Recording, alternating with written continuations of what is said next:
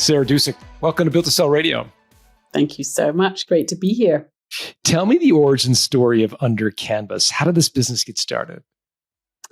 Under Canvas was a labor of love and really was a business we fell into by accident because, like many business owners, we were trying to solve a problem of how do we earn a living. We had one failed business under our belt that collapsed during the great financial crash of 2007, 2008. And so we were back at the drawing board. And my husband and I had recently moved to Montana, where my husband's from. I'm British originally. And my husband said, let's move, we've lost everything in the UK. Let's move home, move to the farm and see if we can figure out a way to earn a living. And his family were farmers. And when we got to Montana, I realized, oh gosh, my husband's like this huge outdoors guy and loves being out in big, wide open spaces and loves camping and being out in the rough. And like, I do not. So we stumbled across the idea of thinking about sort of building a bridge for ourselves in the wilderness, which sparked an idea of like, oh, maybe we could create some kind of farm stay, which led into, and we could recreate the safari experience out here on the plains of Montana, which evolved into putting up beautiful tents and creating a small little tented camp and cooking and guiding and all the rest of it. This living the dream, kind of like this small hospitality business that we had no experience in, but it seemed like this, idyllic kind of life. So the original idea was to basically replicate the Botswana and the African model of these glamping tents, these very fancy sort of retreats into the wild. But when rich people do them from North America, they go to Africa, they want certain niceties, right? They want the nice coverage and the gin and tonic at 5 p.m. and the very sort of wonderful experience. We could do all of that too. Just with different wildlife on the Montana prairie. So that was the original idea. That was the original idea. How did it go from there? What was interesting was what we realized quickly was it isn't as idyllic as it looks. And I still get loads of phone calls from people saying, I want to go into the glamping business. We want a piece of land and we want to host guests. And I go, do you know how hard this is? People think about, I want to quit my 9-to-5 job and, live off the land. And I'm like, gosh, you're going to trade your 9-to-5 job for like a 24/7 job with caring for guests around the clock. So certainly not idyllic. And what we realized was it was really hard actually to persuade people to come out to the middle of nowhere on the Montana prairie. But what we did realize was people loved our tents. And people would call us saying, where did you get them? They're so beautiful. They're really amazing. And I would like, well, just come and stay with us. And these tents, did you manufacture them or were you buying them from someone else? Yes. So my husband designed our tents. So he designed them and we had them manufactured. So they were uniquely our designs, which was really fun and really cool. But no one wanted to come and stay. So we weren't earning a living. We were burning cash, as it was just disappearing, going in one end and coming out the other. It was just gone. And so our idyllic sort of life on the farm was not happening. So that forced us to think about pivoting. It forced us to take a long and hard look at what we were doing and go, okay, this is not a business model we're not going to last very long because we're just barely scraping by and barely getting enough guests to come and stay with us. So it forced us to reinvent our business model. And what did you reinvent it into? We had a couple of iterations. The next one was an event company, which actually was really quite successful. But interestingly, I say all the time, we ended up with a tent rental business where we would take our beautiful tents and set them up for your wedding or your event or a family reunion, and we would drive with them all over the country. What was fascinating about that business model, and we earned really good money. We made about $1 million, eventually earned about $1 million a year with that business. So some people might say, wow, that's an amazing business. You've got to $1 million. Very few people do that. That's fantastic.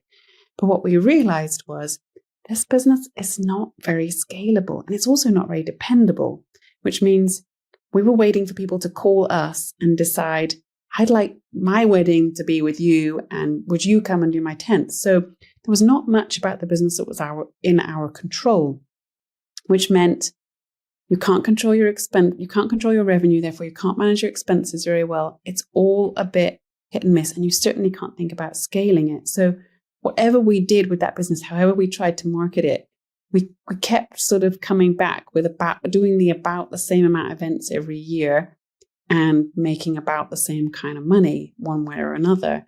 And we realized, okay, this is a good business, but it's not a great business. And just to be clear, Sarah, I just want to make sure I'm following along. Okay. When you said this is a good business, are you referring to the event business? Yes. Okay. And that was hosting events. I'm just unclear as to whether you're hosting your own events or whether you're shipping tents to someone else's event. We're taking our tents to someone else's event. So that might have been a music festival, it might have been a wedding, but typically driving somewhere with tents and a big truck and showing up and setting them up for someone else. Super helpful. And you built that business to $1 million in revenue? Yes, we did. Okay. Got it. Great profit margins. So a great little business, and arguably a really good sized business. But what we realized was this business is always going to stay about like this, maybe regardless of what we do. Maybe we can tweak a few things here and there, and we can make, maybe inspire a few more people to have amazing events, but can't really control our own destiny, can't really grow and scale this thing.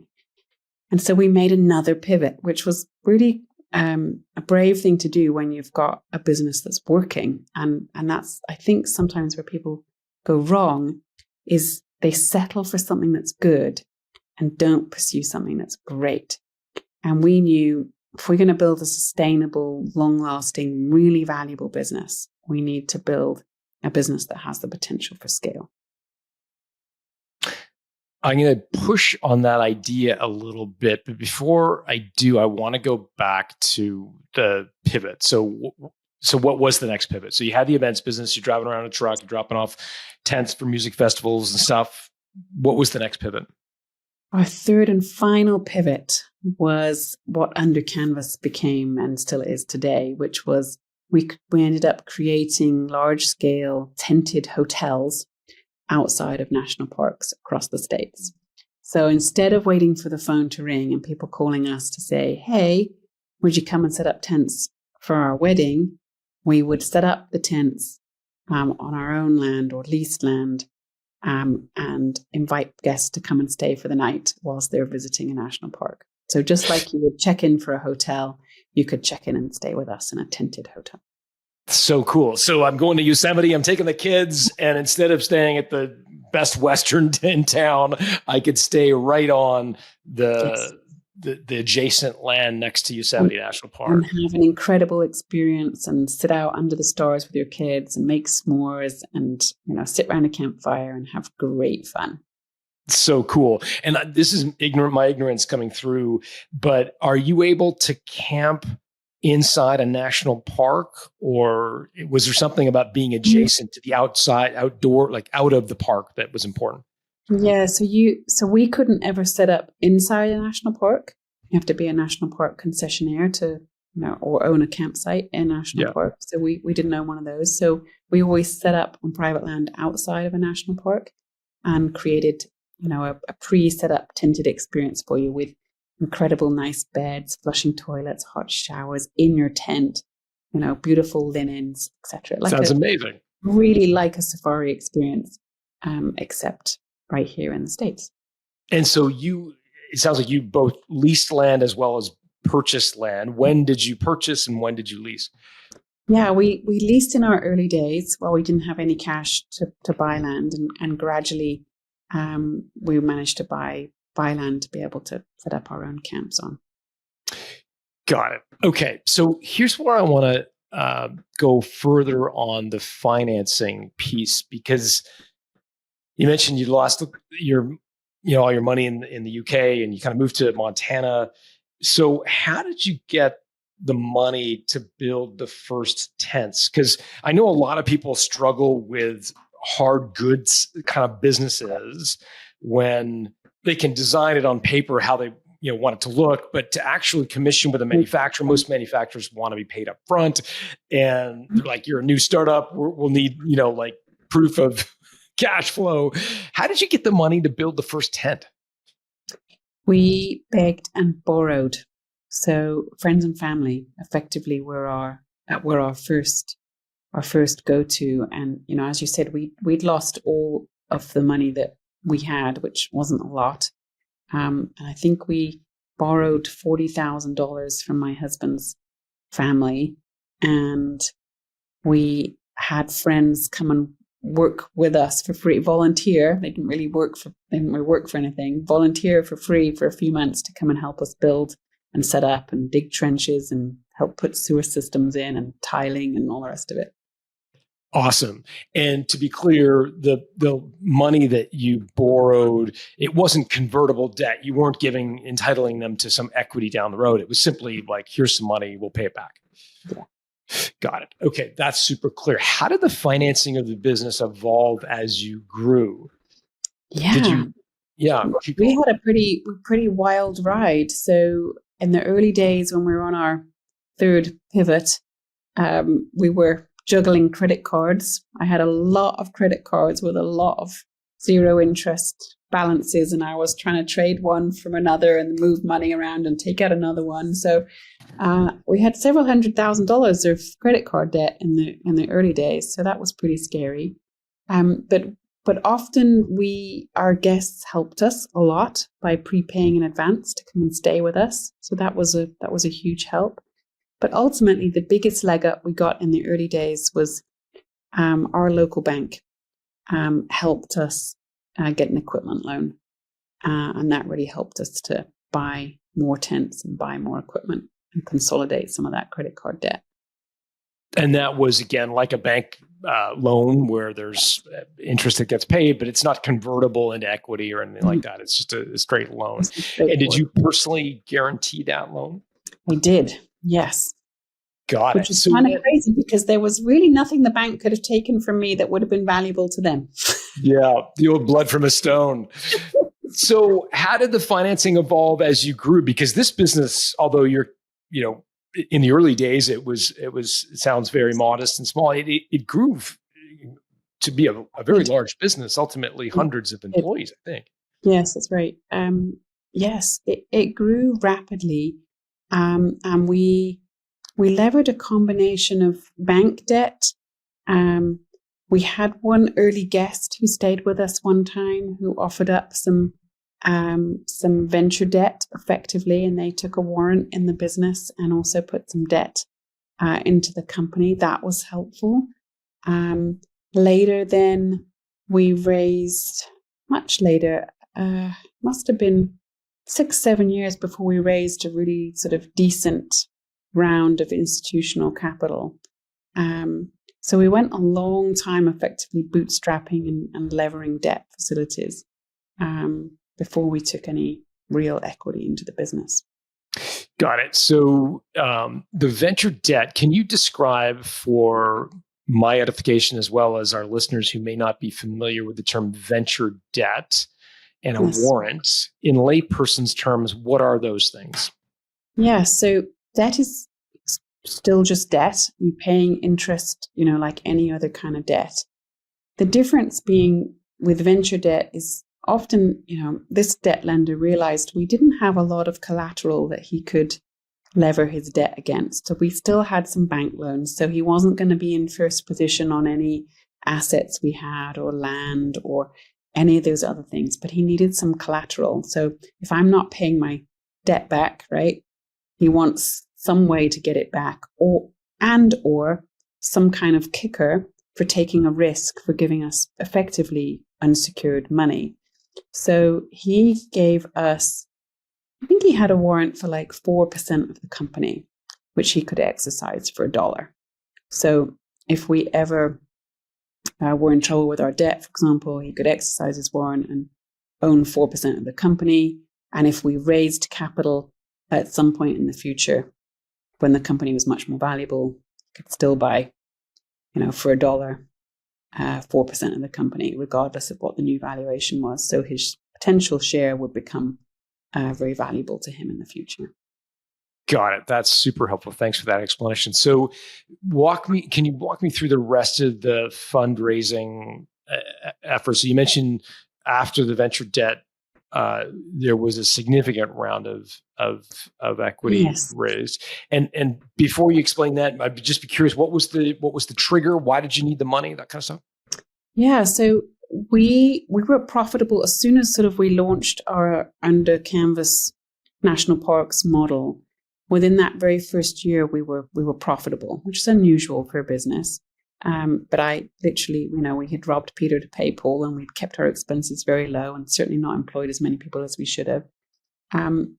But we realized we've got a profitable business model, and we had a business model where our guests would pay in advance to come and stay with us. So if you were coming to stay on holiday with us next year, you might pay this year and pay for your room right now. So advanced deposits helped us. Some venture debt helped us. And being profitable really, really helped us, along with sort of managing our costs and keeping them as low as we could. So within 2 years, we had two seasons of one camp. And our third year, we managed to open 2 more camps. So by the end of 3 years, we had 3 camps open. By the end of 5 years, we had 4 camps open.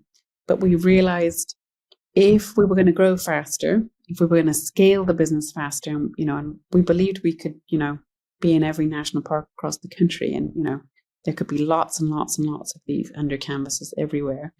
We realized we had to move faster, and we were starting to see competition come into our space. So other people were seeing the idea that we had and thinking, "Oh, that's a good idea. Let's do that."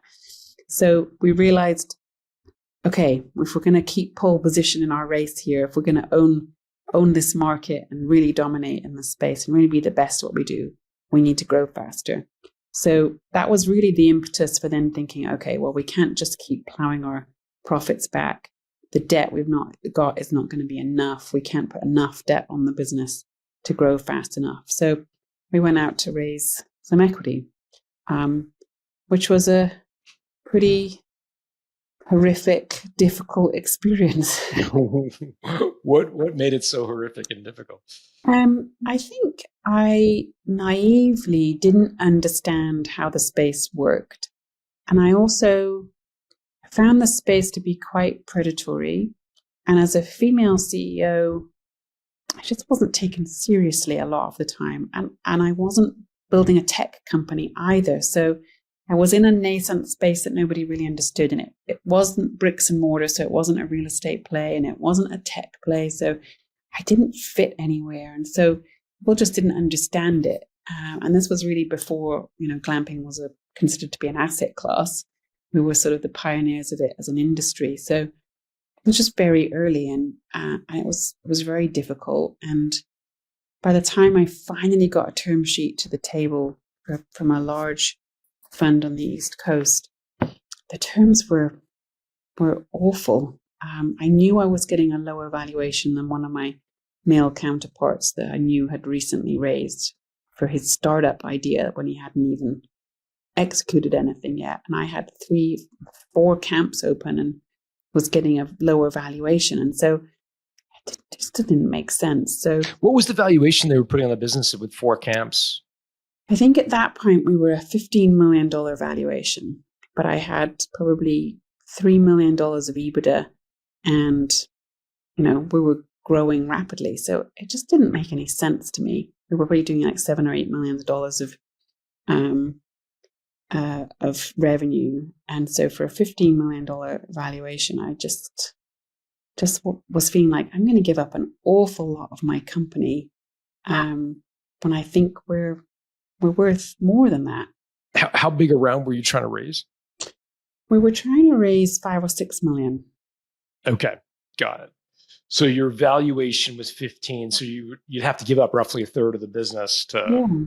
And that felt like a lot for a profitable business at that stage, with great margins, great growth potential, and it just didn't sit well. And the deal we were being offered had like a 3x preference on it, and so it just was rough. It was really rough. Describe what a 3x preference is for folks who may be unfamiliar with that term. Yeah, preference is that there's several different types of shares, and there's your traditional common stock, and then there's preference stock. So the idea with preference stock is that those shares get priority; they get preference effectively over anyone else's.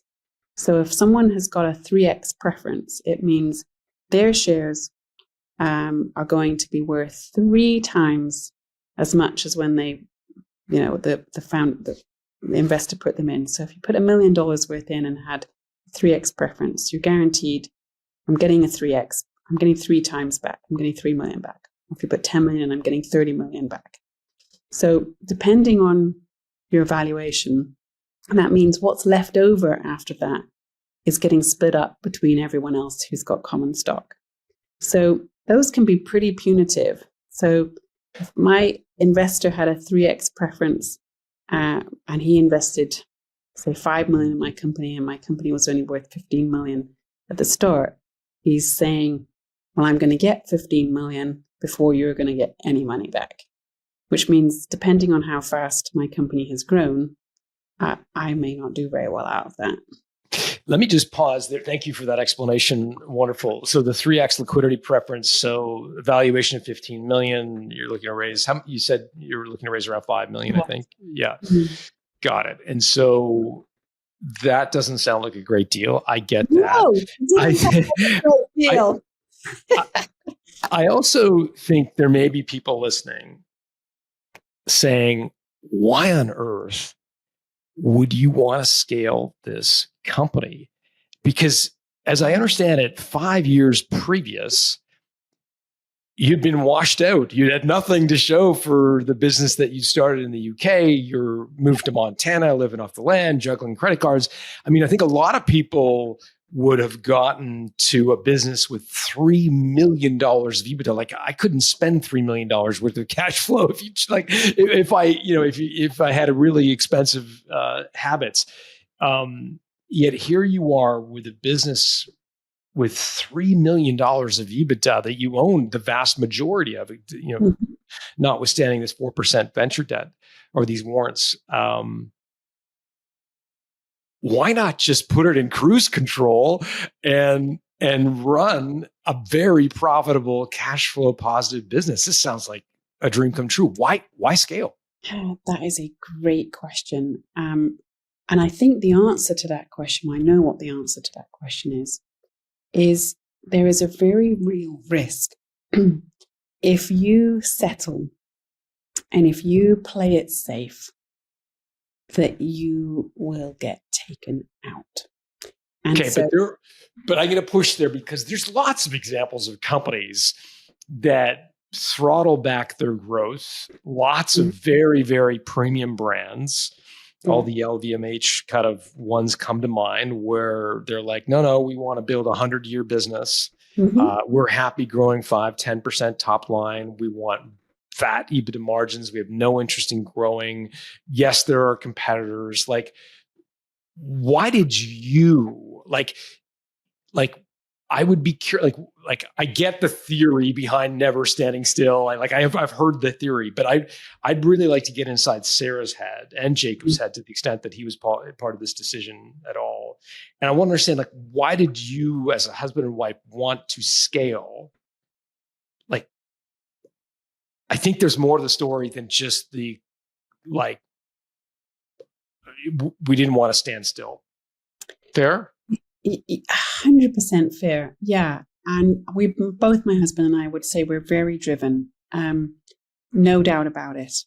But I think the big motivator, the two factors, and the reason I gave in the first case is definitely part of the truth, in the sense of there was a very, very real risk that you could lose everything if you didn't keep growing, didn't keep diversifying, didn't keep, because our business was quite a fragile business and that was reliant on the weather. windstorms, rainstorms, snowstorms, smoke can all have an effect on an outdoor business. So if one locations go down, you've lost maybe half your income. So being able to diversify our own portfolio by spreading our risk across multiple locations, I think neither of us really had ambitions to be small business people, and to sit back and retire at 30 and call it good with $3 million in the bank. And in the reality, $3 million of EBITDA is not $3 million of cash in the bank, right? Because you're still servicing your debt after that. And you're not got $3 million of free cash flow. I mean, we barely had $1 of free cash flow ever, especially if you're needing to improve, fix, maintain what you've got. So there was a very real thinking around trying to build a very robust, defensible, well-insulated business, build a strong brand that would also help us do that, and feel like we could invest ourselves in something that we cared about and have a voice into a space that mattered. And, one of the interesting things for us was when we started developing camps, we wanted people to access the outdoors and care about connecting with each other. And so we found there were all sorts of meaningful ways that our business could effectively do good and be a voice into our culture and into our way of being and a way of existing that potentially could drive change. And that felt important and that felt significant. Did you consider selling the company at this stage? No. As you look back, the sands of time that have passed, and you look back on this entire journey, is there any part of you that thinks, we should have kept 100% for ourselves and run it? Of course. Yes. Yeah. I mean, in an ideal world, yeah, I still would be doing that. The challenges of growing a business and scaling it and giving up pieces of that pie are arduous and difficult, and finding the right partners to go on journeys with you to make things happen is really, really critical. And just like nobody should really get married without some serious thought and dating before you get married. So is part of the case with getting in bed with investors. Is you really ideally want to be aligned, and you really want to have the same mind and the same way of looking at the world, and going on it so that you can go on a journey together, because otherwise that's pretty arduous and pretty challenging. Mm-hmm. It sounds like perhaps there's some stories here. So let's get into it. So the first attempts to raise money were hard. The first term sheet you got was punitive. Yes. Where does it go from there? Yeah. So, I mean, that's the wrestle. We'd been on a knife edge with, lack of cash and lack of cash flow, for 5 years or more than 5 years, and, had a lot of debt to service and had a lot on the line, a lot of personal guarantees. And so we needed more cash in the business and we wanted to keep growing. But when we were faced, they offered us $7 million and I'd only asked for $5 million. So they were offering more than, I'd asked for, which, potentially was even more attractive, because you think, oh, wow, that's even better than I thought. But at the same time, we stood back and looked at the offer and went, we shouldn't, and we couldn't do this. And not only was the offer not great, our sense of alignment with the folks making the offer was not good at all. But yet, what was misaligned? Well, I could tell you several stories of incidents that happened, of things when you realize, oh gosh, this person's just not treating me the way I think I should be treated. Like what? Give me an example. Decent human being. There was an incident just before I was trying to close on a piece of property for a new camp while we were in the middle of negotiating this deal with investors, and something went wrong with it. And I immediately called them up and said, oh, I just got to tell you, I'm sorting this problem out, but I need you to know there's a problem with X, Y, and Z. I'm dealing with it. I've got some lawyers. We think this can be sorted out. We think we will win. It's not a big deal, but it's a bump in the road, and I got to tell you about it. And this guy really lost his shit with me, and he basically said to me, "That is very bad for you, very, very bad. If you don't sort that out, that is not looking good for you, and there's going to be trouble for you." And I was like, "Excuse me?" I was like, "What do you mean there's going to be trouble for me? This is going to be difficulties for the company. If this doesn't resolve, what do you mean that's going to be? This is my company." And I suddenly realized, you know what? You're a bully, and I don't need that kind of stress in my life. Running a business is already stressful. It's already demanding and already very difficult with enough challenges in the road. And I realized I just didn't need people on my team. And this guy was going to be like theoretically on my side, running my company with, invested in my company on my journey with me. And I realized, gosh, if you're not on my side today, then that isn't suddenly going to change tomorrow when we've done our deal. And so I was like, we were already umming and ahhing over these terrible terms and trying to wrestle ourselves into we should do them because we really need the money. And when this happened, I was like, that's it. It's really clear. I want to divorce you already, and we're not even married. So we're done. And so I called him back and politely said, thank you so much for taking the time to spend time and energy on this with us. We're gonna pass. We're gonna go in a different direction. And again, he went mental and basically said to me, I'm going to blacklist you. You're never going to get money from anyone. I know everybody in this industry, everyone in the VC space, and you're never going to raise money from any. And he just went on this like tirade. And I was like, well, if I wasn't certain before and I was worried about my decision, I'm really not worried about this decision now, because you are definitely not someone I want to do business with. And, I stood in front of the company a few days after that and cried. I literally sobbed my heart out as I told them how close we'd got to like doing a financing deal. And I had pulled the plug, like it had fallen apart because I had said no. But in that moment, I realized my values were just crystal clear. And I just knew, this is the way I'm going to do business. This is who I'm going to do business with. This is how I'm going to behave. This is what I care about. And this is what matters to me. And I can't do business or do deals with people who are going to treat me like that, and certainly not going to be on my side or champion me. So you kicked him to the curb. Where does it go from there? Yeah, the curb was a very desperate, very terrible place. I licked my wounds for a good few weeks.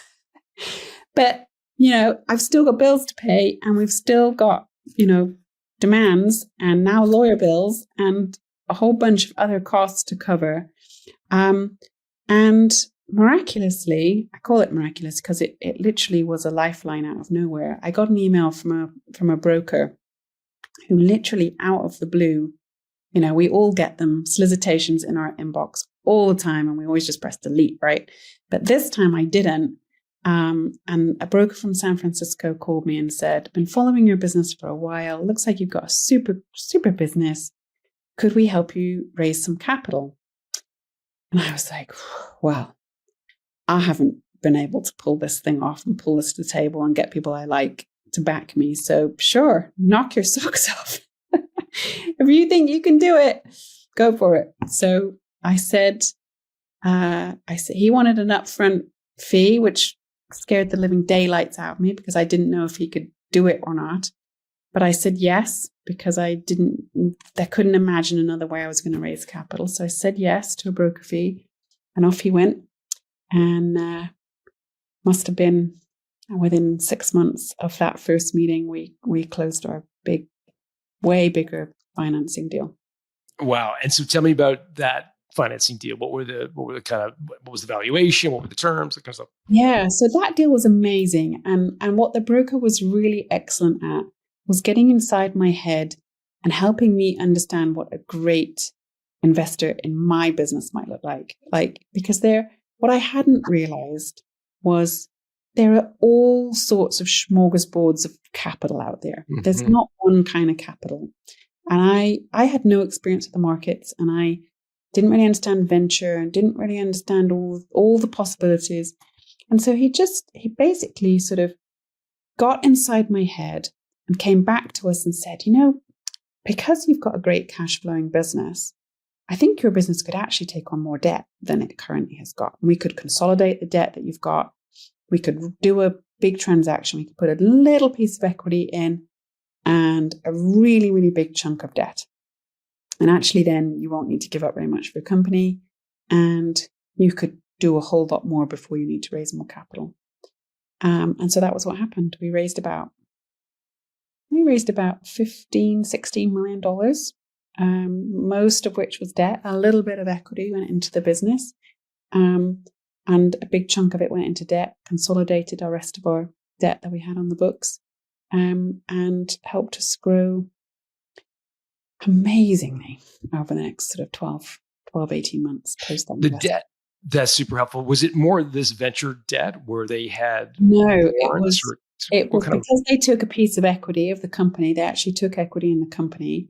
It was what is classically called mezzanine debt. So mezzanine debt is debt that also is typically unsecured, i.e. it didn't have enough assets or buildings to collateralize the debt. Typically more expensive than normal bank debt, but not as expensive as giving away big chunks of your company effectively. Can you recall what the interest rate was on it? I think it was, people have, balked at the interest rate today. And I think that interest was like maybe 13%. Wow. Okay. And roughly what time, what year was this? We were in 2017. 2017. Okay. So this was really low interest rate era. Yeah. But so this was high risk. This was high risk debt, right? So I didn't have enough cash flow to service my debt. So the debt was going to service the debt for a while until, our cash flow would catch up from building new camps. Because when you build a new camp, it's not instantly producing cash flow. Mm-hmm. So it was risky debt. And what was the recourse? Were they, if you had defaulted on that debt, what were they entitled to? Yeah, I think we had pledged our shares. So our shares were effectively our collateral on the debt. Got it. So they lent this money at a relatively high interest rate. They also got a piece of equity. Do you recall how much equity they got? I don't know what their percentage was. I can't really remember. I don't think it was huge. What's that? Less than 10 for sure. Got it. So they got a piece of equity. They put this big line, debt facility on the business. And if you had defaulted on the debt, then they would have basically taken your business effectively or had the shares. Yeah. Did you personally guarantee that mezzanine debt? Yeah.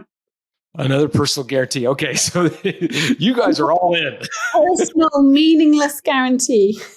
Well, meaningless, yeah, I guess. But at this point, you've got a successful, profitable company. Yeah, but that's really all I had. So we didn't have any other assets outside the business. We were broke other than the business. I keep coming back to this idea because I think a lot of people, having had a challenging financial situation would have reached, gotten back to a point of success and thought, I don't want to risk it all. And they become much more fiscally conservative. Totally. But that's this game, I think that there's high risk and high reward and low risk and low reward. And that is a reality. And I think, I've always often said that there's never been a better risk than I've taken than when I'm betting on myself. So, it's a lot riskier, I think, to bet on something else or someone else than it is to invest in yourself. I always laugh when people say, "Oh, you should get a job and go work at IBM or a bank." And I think, like, you want to talk about risky. I mean, you could be wiped out by the stroke of a pen when the CEO says drop 10%. Yeah. Absolutely. Yeah. I mean, there's no guarantees in life, right? So, when you make bets and you take risks on yourself, you're betting on yourself, and that's really this is a big risk, Sarah. This is a huge risk. Okay, so you got $16 million to go buy land, lease more land, build all the tents that you could possibly want. Where does it go from there? Well, I spend it all and execute on that, deploying that capital really effectively, really efficiently, and really, really driving growth. So we had an amazing next 12 months where we opened, I think, 3 new camps in 1 year. I built a bunch more pipeline to keep growing beyond that. And then realized, I'm going to need more capital because I spent all the money I just raised. I'm seeing a pattern here, Sarah. I'm going to go again. I'm going to keep building this thing, keep growing it. By this point, probably had about 600 employees, seasonal and permanent. The company was quite large. Can't remember how much revenue we were doing, but we'd grown. I mean, really, really rapidly. I think we made the Inc. 500 list. I think we came in at like 527 that year or something, like one of the fastest growing companies in America. Amazing. And we were going for it. And we went back to our current investors and said, "What should we do? How should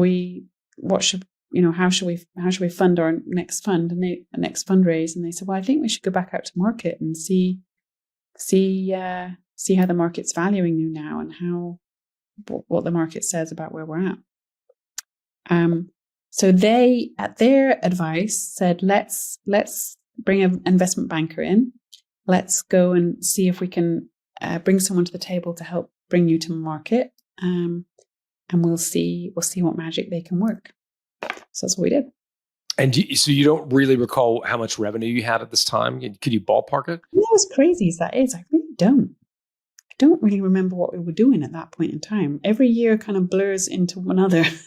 Okay. So you bring on an investment banker to go raise more money. And at this point, are you thinking majority recapitalization, or are you still thinking like sell a small chunk of the business? Yeah, I still own the majority. I mean, still own the majority of the company. But I think at that point, we did realize all our eggs are in one basket.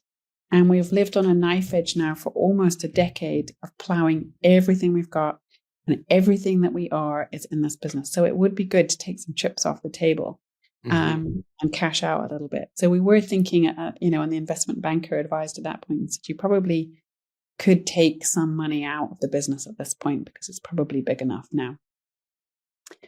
So we had that in the back of our minds, but we certainly weren't thinking about selling the business. Weren't really thinking about giving up control. But so we just thought, well, we'll see what happens, and we'll see what offers come in and what the market's saying. And entrepreneurs, I'm a venture capitalist myself now, and entrepreneurs often ask me about, sharing their valuation and going out to market with your valuation. And I often say to people, just don't do that.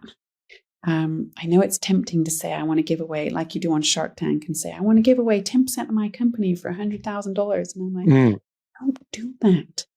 And there's 2 reasons for that. And one is, investors are seeing a myriad of deals every single day and have a much better finger on the pulse on what something's worth than you ever will in your bubble as the entrepreneur. And entrepreneurs love to think they're really, really valuable without any sense of comparison or without any sense of what things are trading at in your space, in your industry. So at this stage, don't do it. Just don't give your numbers. At this stage, you chose not to put a value on the company. You went to market. These are our specs. This is our revenue, this number of employees, et cetera. And did you give any sense of how much money you were trying to raise? Yes. Yes. We said, we were trying to raise, I think we were trying to raise $30 million. $30 million. Okay. Yeah. So I'd raised 15 million the previous time and realized, oh gosh, I can spend that pretty fast. So let's raise another 30, and that might buy us a little bit more time. I should have asked this earlier, but with the $16 million raise and the mezzanine debt at 13%, I'm assuming you are buying dirt next to adjacent to these, so that there was some value to the dirt if all hell had broken loose. Yeah, absolutely. We had quite a bit of real estate by this point in time. Yeah. Okay. Super helpful. So you're saying we want to raise 30 million. What you did not do, if I'm understanding correctly, is say, and that will buy you X% of our business. Correct. You just said we're looking to raise $30 million. And so what happened next? Yeah. So with the help of investment bankers, they packaged us up and, did a great presentation of, presenting all our best features to the market, much like an estate agent does. You're trying to sell your house, or a realtor does when they're selling your house, and put us out there to see who might be interested in coming on our journey and joining on our next, phase of the company. What surprised you at that stage in terms of what the investment banker did put in the teaser and in the confidential information memorandum? I'd be curious to know what they added in the way of stats, data, insights that you were like, I wonder why they added that point or that attribute. Yeah, well, I think one of the most fascinating things that I learned, which I had not known or anticipated before, was the way they presented our financial information, which is obviously the most important piece of information going out to raise money, is how your financials look is really, really important. And how you're projecting your financials is also really, really important. So they did what? They included what is, I guess, technically called implied or embedded EBITDA. And by that, I mean, say this year we were going to do X million of actual EBITDA. But because we were building new locations that effectively would have their own EBITDA in time, they gave us credit for what we had built but hadn't realized yet. So there was a difference between, I've built one tented hotel and we expect it to do X amount of EBITDA, just hasn't done it yet because it only just opened like yesterday. So they gave us credit. And they built in, well, it's already built, it's already done, just hasn't actually happened yet. But it will, based on the fact that all these others have performed like this. So using historical data and historical trends, they projected out, utilizing sort of the 3 new camps I had just built that year, just opened, projected out what they would actually do in a few years' time. Awesome. So that was super helpful. Prettied up your, Yeah. And helped us project, what we could achieve year over year, and where we might get to in, 3 or 4 years or 5 years' time. And the other thing I hadn't realized, which, most people I think don't realize, is you are not just selling your business today. You are selling what someone else might be able to sell in 5 years from now. So investors, particularly investors, not necessarily strategics who want to hold your business forever, but people who want to buy your business like a private equity firm, might look at your business and go, okay, here's where it's at today. What is it going to be doing in 5 years' time? How much growth is it going to have on top of where it's at today that will be valuable to me in the future to resell this business? And so the broker did a really, really good job. The investment banker did a really good job of demonstrating, okay, here's what we think the business is worth today. But here's what it could be worth because of here's where its EBITDA will be in 5 years from now, which therefore you should think about paying this today because here's what you're going to get 5 years from now. And what did they get? Whew, wow. I sold the business almost 5 years ago now. And when I stayed on as CEO post 1 year after selling the company, and the business was worth well over $100 million by the time I left. And this was the final transaction you're referring to, this $30 million money raise. How did it go from raising money to an outright acquisition? Yeah, well, they basically made us an offer we couldn't turn down. We'd have been crazy to have turned down having, all our eggs in this one basket and no money in our personal bank account. We'd have been crazy to have, I felt crazy just listening to you, checking on me saying, Sarah, you had $3 million of EBITDA. I was like, what was I thinking? I don't know what I was thinking. So eventually they made us an offer that we couldn't turn down. And so we sold the majority of the company. We kept about 20-25% of the company, and they took majority control. And we transitioned out of majority ownership. What happened to the mezzanine debt facility providers? So that the $16 million raise, you have largely debt that is at a very high interest rate. Yep. What happened to them when they stayed in? Yeah, what's that? They stayed in, so their debt stayed. I see. So their debt stayed, meaning the new owners basically undertook to continue to pay this very high interest rate over time to pay off that debt. Yep. Got it. And eventually they recapitalized the business, took out that debt, replaced it with cheaper debt, put more debt in the business. Okay. Eventually. Understood. And knowing what you know now as a sophisticated financier that you are today, albeit learning all this through kind of trial and error, what might you do differently if you had it all over to do again? I'm thinking specifically around the financing piece, because there is part of me that says, gosh, a $15 million top line business that you owned outright, almost 100% of $3 million of EBITDA, like you probably could have sold that for a decent chunk of change.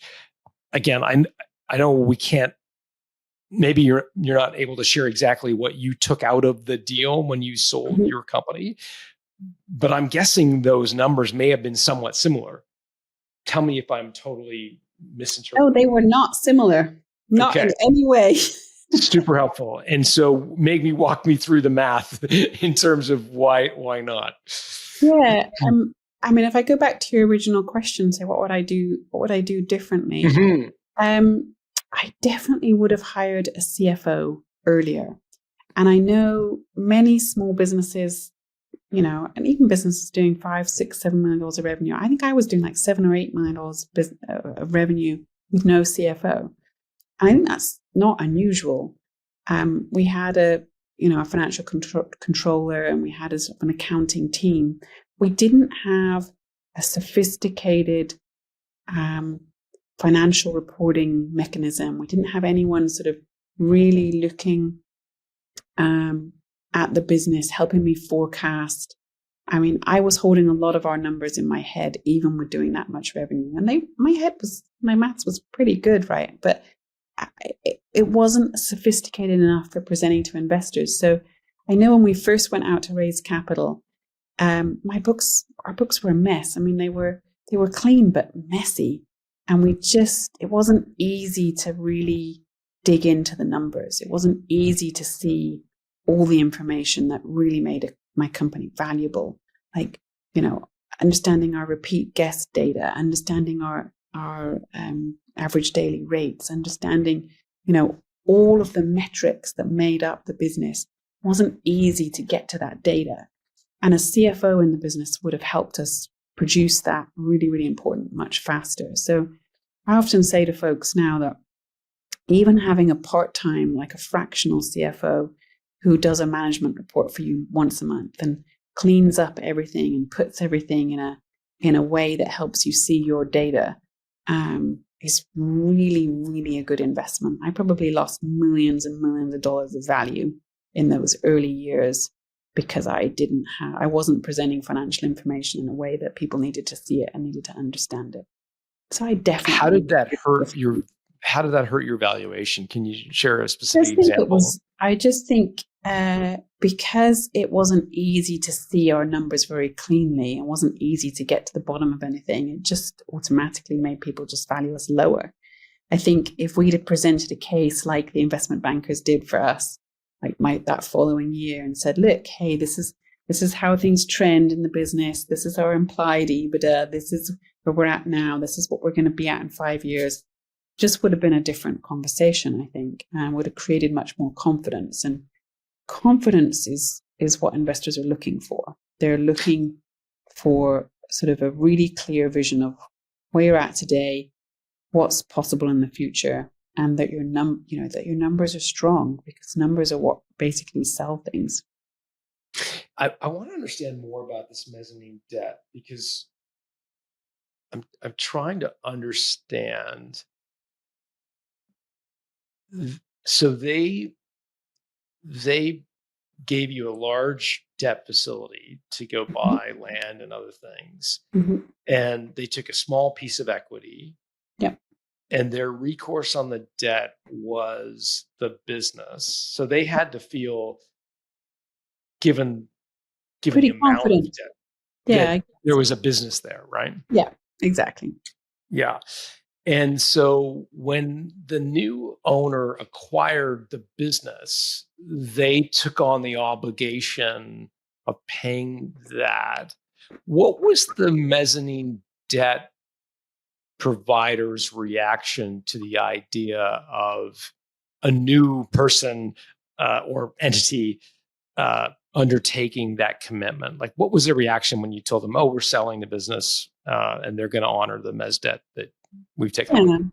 Well, the great thing was they were also a shareholder, right? So everything we did with the raise was in conjunction with working with them to agree that this was the right deal. And, we ended up with several offers at the end of the process with working with our investment banker for various different valuations, various different outcomes for my husband and myself, and various different sort of scenarios with shareholders coming in. So we looked at all of them individually by ourselves, and then we looked at them with our current equity partners and communicated what we would like to do and asked how they felt about it and what was their perspective on the whole journey. So we really had a great partnership with thinking through what's a good fit for everybody, what's a win for everybody. What was the private equity groups, the acquirer in this case, what was their reaction to learn there was a 13% interest rate on this mezzanine debt when that was revealed to them? Like, what was their reaction to that? That's a big obligation for them to take on, right? I think they thought that was relatively high, but it was not really any. I mean, obviously, when you have an amount of debt in the business, that comes off your valuation. So any debt reduces the cost to buy the business. So I think they thought it was high, but their anticipation was always that they would put more debt into the business and recapitalize the business, and they would just take out that debt with cheaper debt. When you sold the majority of your shares, what happened to your personal guarantee? They went away. So that was the first time you were off the hook personally for the business. Yes. When you had a majority recapitalization event. Got yes, it. Exactly. Okay. And so you did not guarantee personally the mezzanine debt or the private equity company's debt after selling a majority ownership of the company. No, correct. What was that like? Because I got to imagine. It was a relief. It was a relief, and it was. I mean, I remember the day very, very, very clearly, and I remember calling our bank, just waiting to hear that the money had hit our account. Because it's almost like surreal, right? When you've had no money in your account for like decades, and suddenly a large chunk is going in there. It was bizarre. But the final call when we were closing the deal, and all the lawyers for the other side, and all our lawyers were on the call, and I was on the call, and all our other investors were on the call, and the chief lawyer went round the phone and said, are you good to close? Are you good to close? Are you good to close? And everybody sat there, yes, we're ready, we're ready, we're ready, we're ready. And I was like 15 million yeses. And I put the phone down after the end of that call, and I was like, is that it? Is that done? And I burst into tears because it was just this huge sense of relief of, wow, we've carried this thing for almost a decade, and we finally got an outcome out of it, and the weight that was lifted was just, it was extraordinary. And I went home that evening, and my husband and I left the office, and we went back home, and my in-laws were at our house looking after our kids, and we got home quite late. And as I pulled into the driveway, and I'm thinking, this is going to be the best Christmas we've ever had. We're going to get the champagne out. We're going to celebrate. We're going to have just the most amazing, amazing weekend. And my mother-in-law opens the door, and she's got a face like on her that it's not looking good.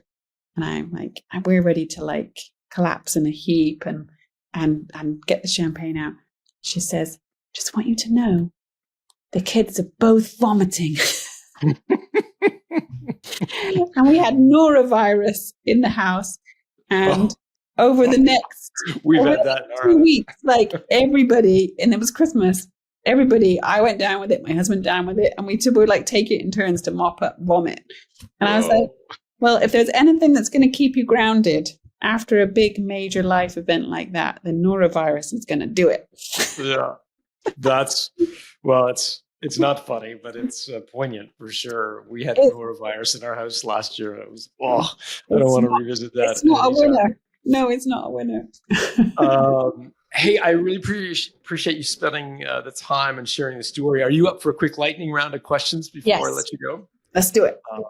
Okay, so I think I know the answer to this, but maybe there's more. You did go through quite a few rounds of financing, so maybe there are others that you haven't shared during the course of our interview so far. But what was the slimiest trick an acquirer tried to play on you during the process of selling your company? Well, maybe not the selling my company, but certainly in raising capital was the 3x preference. That was slimy. Don't say yes to a 3x preference, anyone. Don't do that. No. Biggest mistake you made during the process of selling your company? Not requesting that if I was ever going to not be the CEO, I would have wished I'd have asked that they would buy me out entirely, rather than, if I'm leaving the company, I would rather have been all out than like left with some shares and not be in the company. I see. So at some point you stepped down as the CEO after selling, but you were unable to put your shares to them at that point. Yeah. What was that like? Not my favorite. Just really hard letting go of a company you built and you care about and love, and no longer control. It's hard. That's a lot of grief. That's a lot of therapy right there. And, and it's easy to say, well, you had a good payout, so move on. But companies that you build and spend a big chunk of your life on are part of you. They're like a child in some ways. And yes, children grow up and go to college, but it's the empty nest syndrome's challenging. It's difficult. Yeah, for sure. If you can share what precipitated you leaving, was there some sort of blow up or some sort of no blow up? But I think just a different perspective on strategy and expectations around growth, and just looking at the world in a slightly different way. Reading between the lines, they wanted to grow faster, and you were... No, the other way. I wanted to go faster. Oh, interesting. But you can totally understand that from my story and how big of a risk taker. We've just listened to me talk about how much risk we took over a decade. We were still up for taking really big risks and making really big bets, and the appetite was less. Got it. What was the lowest point, and maybe we're scratching it right now, that you reached during the process of exiting your company? Lowest emotional point? Yeah, stepping down as CEO, without a doubt. The lowest, worst moment of all. What was the highest moment? Oh, so many high moments. I mean, a decade. Particular around selling your company. Probably just actually completing the transaction. I mean, transactions are grueling. And so getting to the end of the transaction and actually happening is definitely a huge win. As you prepared for your exit, was there any resources that you drew from? Any books you read, any courses you took, any speakers you heard, like anything that you could point our listeners to that would be helpful for them? No, but I wish I had. So listening to this podcast is a really, really good idea, because there were so many things I didn't know. And I think because I hadn't expected to sell the company when we sold the company, we weren't particularly prepared. There are so many things you can do to be prepared. There are so many things to think about transitioning, so many things to think about your own succession that I think are really, really important and really, really helpful. And planning for that is probably really, really important. What did you buy yourself to commemorate the win after the norovirus had finally escaped the home? Tell me you bought yourself a trophy or something to commemorate the win. I bought myself a venture capital fund. So one of the things I was super determined. I mean, that incident I shared with that crazy venture capitalist who is not my favorite person in the world. I just realized, gosh, it's really hard for women raising capital. There are not many women building big businesses. I mean, I think the statistic is less than 2% of all women founders do more than $1 million of revenue. So there's not a lot of women building big companies. There's not a lot of women getting funded. So 2% of all venture capital money goes to women. So one of the things I realized was I want more women to have more friendly investors and more people who are believing in them. It's hard to be it if you can't see it. So I feel a very deep sense of responsibility to help other women go on the journey I went on, which I do consider a privilege, and help them do better than I did. And so you've started a venture capital fund where you invest in businesses led by women. Yes. Got it. And where can people reach you if they want to learn more about that, or just say hi on social media? What's the best way to do that? I am best on LinkedIn. So I am Sarah H. Ďusak on LinkedIn. Our Enigma Ventures, our venture fund is called Enigma Ventures, and we are focused on investing in women in Africa. But you can follow me, and you can follow my podcast also. Sarah Ďusak. We will put the pronunciation and the spelling, more importantly, of your surname in the show notes at builttosell.com and your LinkedIn profile. So my listeners can head there and grab your LinkedIn profile and say hi on social. Sarah, thanks for doing this. My pleasure. Thanks for having me.